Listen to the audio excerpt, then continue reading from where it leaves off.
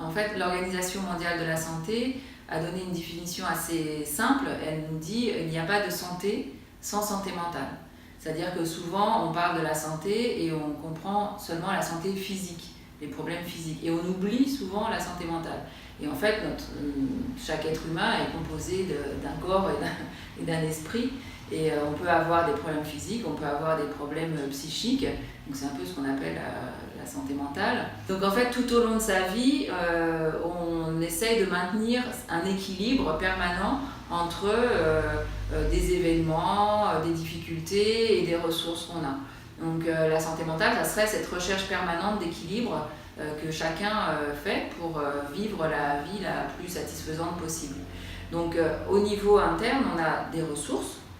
Donc c'est la confiance en soi, l'estime de soi, c'est ce qu'on nous a transmis au fil de notre éducation par exemple.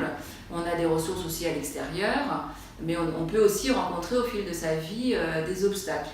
Donc les obstacles, ça peut être un événement de vie, par exemple un divorce ou un problème de chômage ou de précarité, ou si on vit dans un pays qui n'est pas sûr, si on vit dans un pays en guerre, si on est exposé à un traumatisme, etc. Ça va être des obstacles qui peuvent avoir un impact sur notre santé psychique, notre santé mentale. Et pour faire face à ces obstacles, on va chercher des ressources. Donc on peut avoir des ressources à l'intérieur, l'estime de soi, la confiance en soi, etc. Et des ressources à l'extérieur.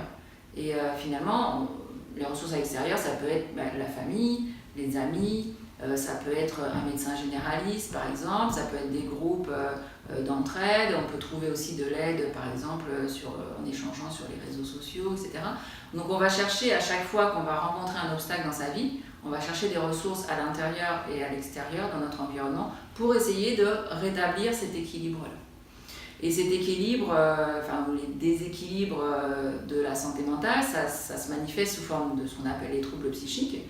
Donc ça peut être sous forme de dépression, on va être triste, on va perdre le goût de vivre par exemple, ou alors on peut être très anxieux, on peut être stressé, trop stressé, ou alors on peut avoir des conduites à risque, ou prendre des toxiques, etc.